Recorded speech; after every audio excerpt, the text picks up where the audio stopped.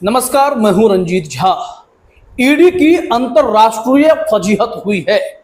International संस्था FATF ने ED पर जो खुलासा किया है उसे जानकर आप हैरान रह जाएंगे। यूं तो ईडी के क्रियाकलाप के बारे में आप अच्छे से अवगत हैं कि कैसे पॉलिटिकल रिवेंज ईडी के जरिए केंद्र सरकार लेती रही है और ईडी कठपुतली बनकर काम करती रही है, या किसी से छिपा ही नहीं। ईडी ये भारतीय जनता पार्टी की कलेक्शन एजेंट है। भारतीय जनता पार्टी के तिजोरी में या खाते में जो पैसा जाता है गया है वो ईडी से माध्यम से जाता है। सबसे पहले ईडी एक भ्रष्ट संस्था है। लेकिन एफएटीएफ ने जो कहा है और उन्होंने ईडी के वर्किंग स्टाइल से लेकर उनके केसों के बारे में जो खुलासा किया है, जो जानकारी दी है, वो और भी हैरान कर देने वाली है। आपको पता है ईडी कैसे काम करती है? आप कहेंगे मोदी सरकार के इशारे पर ही कर लेती है। जिनके बारे में कहा जाता है उन पर कार्रवाई भी कर लेती है। लेकिन बात सिर्फ इतनी नहीं है।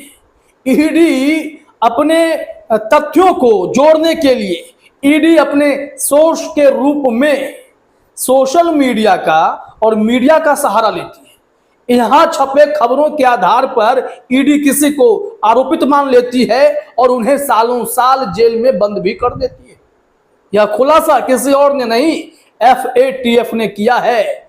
फाइनेंशियल एक्शन टास्क फोर्स यह एक ऐसी अंतरराष्ट्रीय संस्था है जो मनी लॉन्ड्रिंग के मामले में दुनिया भर में नजर बनाए रखती है।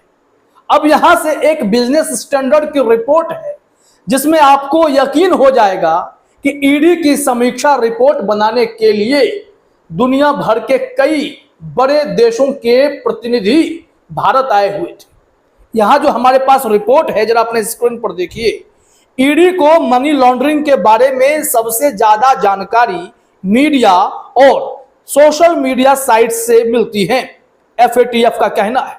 और एफएटीएफ की टीम जब भारत आई थी तो उसमें रूस, UAE, America, Brazil, United kingdom, दक्षिण अफ्रीका और जापान की एजेंसियों से आए एफएटीएफ विशेषज्ञों की एक टीम ने 6 से 24 नवंबर 2023 के बीच भारत में रहते हुए ऑन साइट समीक्षा की थी।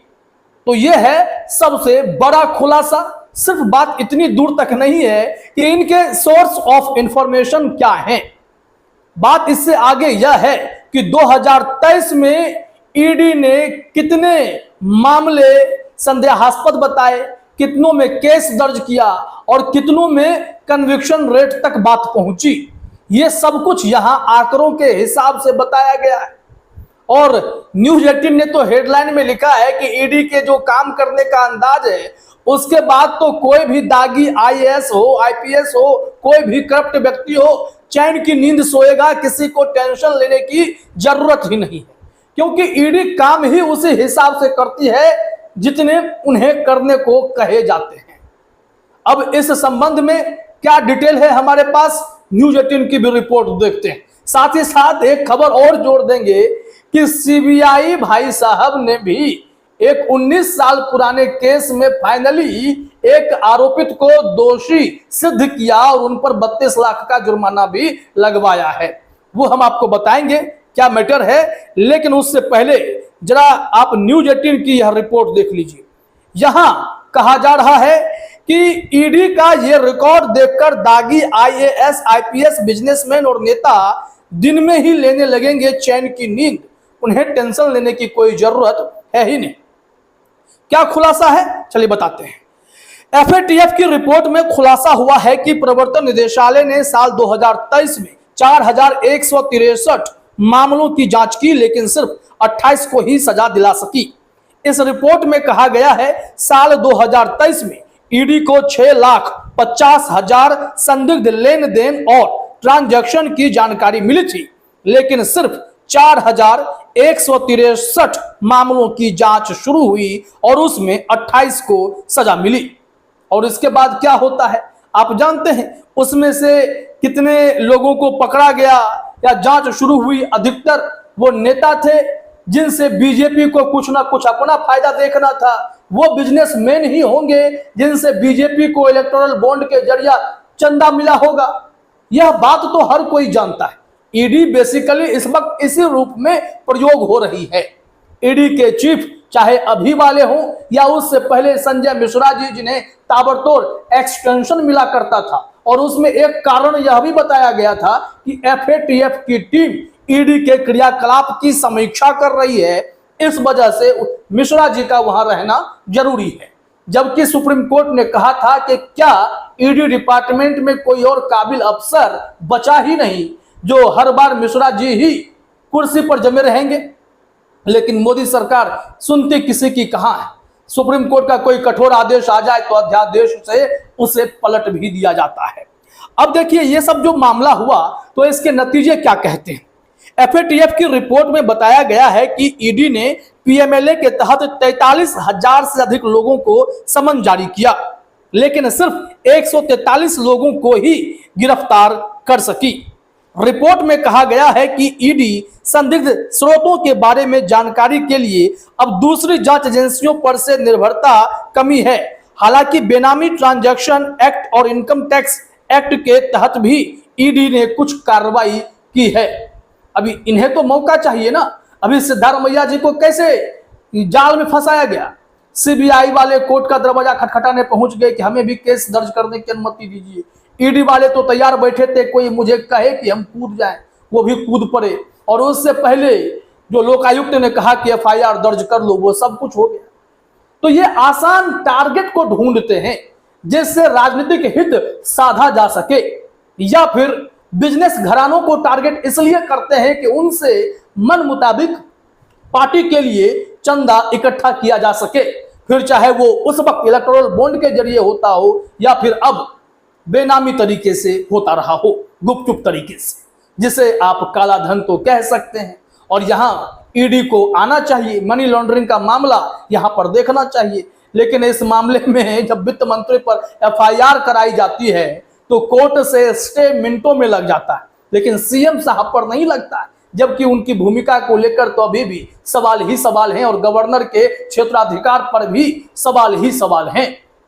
यही है ईडी का असली चेहरा। एफएटीएफ ने तो इन्हें एक्सपोज कर दिया कि भाई आपके काम करने का तरीका और जो आपके सुस्त रवैये हैं उसी का नतीजा है कि इतने सारे केस दर्ज करने के बाद भी आप किसी नतीजे पर पहुंचते नहीं हो, क्योंकि आप पहुंचना भी शायद चाहते ही नहीं हो। उन तक ही पहुंचना है जहां से कोई ना कोई फायदा केंद्र को हो रहा हो। अब यहां पर एक और दिलचस्प आंकड़ा समझ लीजिए, ईडी जांच कैसे करती है। कहा जा रहा है कि वित्त मंत्रालय के अंतर्गत आने वाली फाइनेंशियल इंटेलिजेंस यूनिट एफआईयू ने साल 2020-21 और 2022-23 के बीच देश में संदिग्ध लेन देन की 16 लाख से अधिक मामले दर्ज की थी, लेकिन ईडी ने सिर्फ 23 मामलों में ही एफआईयू द्वारा दिए डेटा का उपयोग किया।